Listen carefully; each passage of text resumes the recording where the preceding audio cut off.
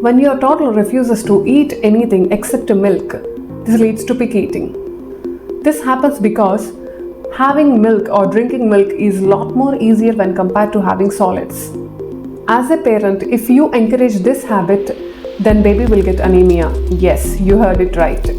So this leads to picky eating, also less exploration of solid foods and less intake of iron-rich foods, and this leads to anemia.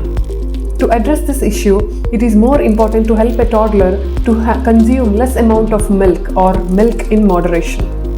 And also encouraging them eating lots of foods, different foods is more important. Parents often face a scenario that when they bring a plate of meal for their baby or a bowl of food for their baby, and when your baby is refusing to have a full bowl or a full meal, then you end up giving a cup of milk to them.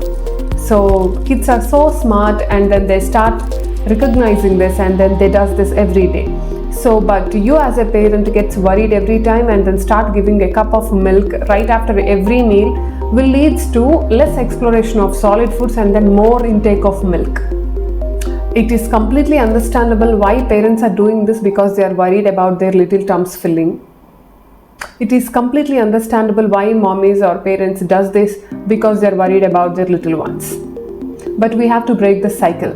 Milk is not at all a good source of iron. Even consuming lot more amount of foods will lead to anemia or iron deficiency. So whenever your baby is refusing to eat or asking for milk, explain them how many times that they can have their milk. Strictly tell them, so right before sleep or right after waking up in the morning they can have the milk. In between, whenever baby is asking for milk, don't offer the milk and delay in offering solids.